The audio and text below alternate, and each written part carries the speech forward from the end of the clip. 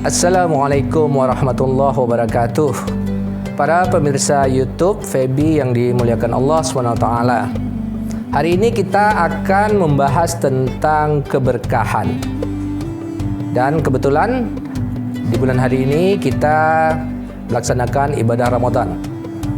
Jadi saya kira tema ini merupakan tema yang sangat kontekstual ya. Ramadan dan keberkahan. Khususnya keberkahan dalam harta. Tapi sebelumnya kita memang harus mengkaji lebih dahulu itu apa sih keberkahan itu. Nah, kalau kita lihat di mana-mana ya, silakan saja para pemirsa melihat mungkin di YouTube atau di Google, silakan. Itu keberkahan itu adalah kata yang paling sering diungkapkan oleh umat Islam. Tapi mungkin tidak semua juga memahami apa yang dimaksud dengan keberkahan itu. Nah, kalau kita lihat di dalam Al-Quran, ada setidaknya 32 kata-kata yang terkait dengan berkah maupun derivasinya.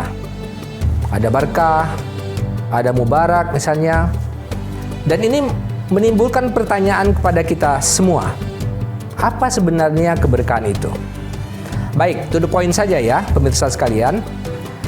Berkah itu, kalau kita lihat dari definisi atau pendapat para ulama, dan saya sering memakai pendapat Raghib Al-Asfahani, dia ahli bahasa, yang menyatakan bahwa berkah itu adalah kebajikan Tuhan, atau subut al-khairat al-ilahiyat. Kebaikan Tuhan yang menempati atau berada pada sesuatu. Boleh dikatakan kebaikan pada tempat, pada orang, pada situasi. Pokoknya semua kebajikan Tuhan ada di dalam atau pada sesuatu itu disebut dengan berkah. Nah, dari sini mungkin timbul pertanyaan. Apakah indikator berkah itu dimiliki oleh sesuatu itu? Nah, jawaban dari definisi dari Raghib tadi tentu adalah kebajikan. Dan karena kebajikan Tuhan itu sifatnya abstrak, biasanya sifat berkah itu adalah invisible atau tidak terlihat. Orang sering mungkin saya anggap salah kaprah ketika berkah itu identik dengan pertambahan yang sifatnya fisikal saja. Misalnya pertambahan harta, pertambahan anak, keluarga, dan sebagainya. Ini bisa saja iya, bisa tidak. Karena keberkahan itu sebenarnya identik dengan pertambahan yang bersifat invisible. Jadi misalnya ada orang yang bersedekah nih. Orang bersedekah itu secara fisik itu hartanya berkurang. Tapi secara invisible dia mendapatkan kebajikan. Nah, ini berkah. Ada orang yang mungkin, mohon maaf ya, ada yang ketika berkeluarga mungkin belum dikaruniai anak. Nah, ini bisa saja keberkahan ada pada orang seperti ini. Maka invisible berkah ya. Berkah ini sifatnya invisible. Dan hanya Allah yang tahu. Dan biasanya kita sebagai manusia bisa merasakan indikator atau feeling bahwa sesuatu itu ada berkah.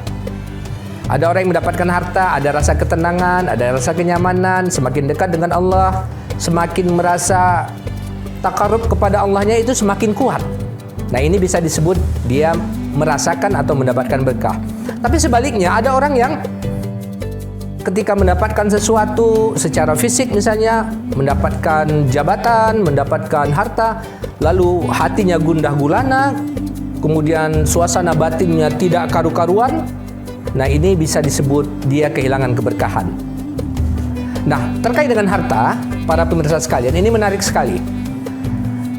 Saya mencoba membagi ada 4 kriteria seseorang terkait dengan harta yang berkah ini. Apa itu? Yang 4 ini apa? Yang pertama, ada orang yang hartanya banyak atau orang kaya dan mendapat keberkahan. Itu yang pertama, kaya dan dapat berkah. Kemudian yang kedua, sebaliknya, orang kaya tapi tidak mendapatkan keberkahan. Yang ketiga, orang yang miskin atau orang papa tidak punya tapi mendapat keberkahan. Ini yang ketiga. Kemudian yang keempat, yang terakhir, orang miskin atau orang papa yang tidak memiliki keberkahan. Ini fatal ya, sudah jatuh ketimpa tangga pula. Nah, kalau ditanyakan kepada kita, kita pilih yang mana nih di antara 4 kategori ini? Kaya berkah, kaya tidak berkah, atau kaya dilaknat ya, miskin berkah atau miskin tidak berkah? Pasti saya yakin 100% kita akan menjawab pingin yang pertama, kaya dan berkah. Contohnya banyak. Zaman dari dulu sampai sekarang itu banyak sekali orang yang kaya tapi dapat keberkahan. Artinya kebajikan Tuhan ada pada hartanya.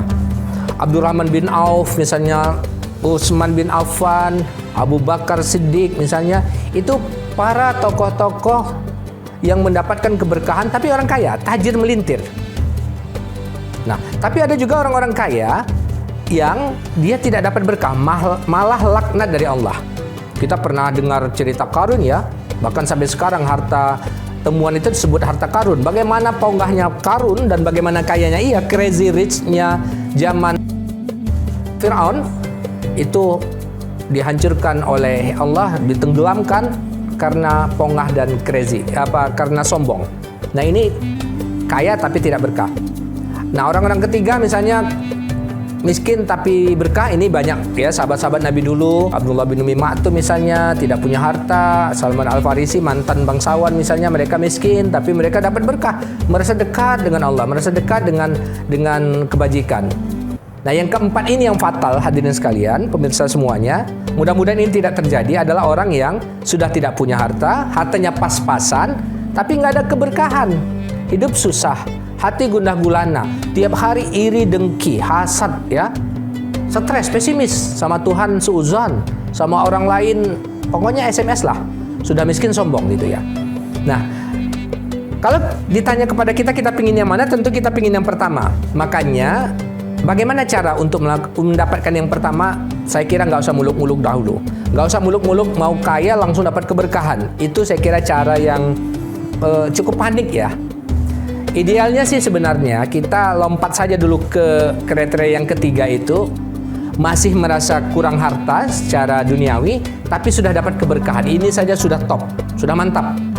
Jadi walaupun hartanya pas-pasan ya, bukan pas mau beli mobil, mau beli rumah ada uang, bukan itu. Pas-pasan, serba kekurangan lah ya. Kekurangan, mau rumah masih KPR, kendaraan tidaklah Tesla belum punya misalnya yang miliaran, atau mungkin kesenangan lainnya. Tapi hatinya itu hati yang tenang. Membaca Al-Quran enak sekali, membaca sedekah juga enak. Nah, ini yang dikejar. Nah, orang seperti inilah masih merasa kurang tapi mencoba memberkahkan dirinya, mendapatkan keberkahan. Inilah orang yang akan bisa mendapat posisi yang pertama, bisa jadi kaya dan berkah. Tapi kalau tidak, dia tidak bersyukur, kecewa, putus asa, suuzan, panik, melakukan apa saja demi harta, demi dibilang orang yang hebat misalnya, crazy rich misalnya. Nah, orang seperti ini kemungkinan besar akan lompat menjadi kelompok yang kedua, yaitu kaya tapi dia tidak mendapatkan keberkahan. Artinya Allah melaknat dia. Nah, Ramadan kali ini adalah momen kita di negeri ini, khususnya momen untuk ya refleksi yang ekstrim lah ya. Kenapa? Ya, sebelum Ramadan ini publik itu mendapatkan berita bermacam-macam ya. Tanpa menyebut nama, kita melihat aksi ya, aksi flexing, aksi foya-foya dipamerkan sebagian warga kita ini. Dan ini memang lagi-lagi memang disalahkan adalah media, tapi sebenarnya ini adalah dari hati kita, dari individunya masing-masing. Pendidikan keluarga, apa yang dibaca, tradisinya harian dan sebagainya. Makanya puasa ini adalah puasa di tahun 2023 ini kunci bagi kita. Apakah bisa kita lewati dengan penuh strategi sehingga setelah tahun-tahun berikutnya kita berhasil menjadi pribadi yang dicintai oleh Allah SWT dan diberikan keberkahan oleh Allah, atau sebaliknya menjadi pribadi-pribadi yang setiap Ramadan, setiap tahun selalu menjadi panik. Semakin teknologi berkembang semakin panik, semakin media berkembang semakin panik, karena tidak mampu meresapi dari harta dan kesyukuran yang diberikan Allah kepadanya. Mohon maaf hadirin sekalian, mungkin ini yang dapat saya sampaikan kali ini. Mudah-mudahan kita menjadi hamba-hamba Allah yang terbaik dengan Ramadan yang terbaik, dan Allah mencintai kita dan menerima semua amal-amal kita di bulan Ramadan ini.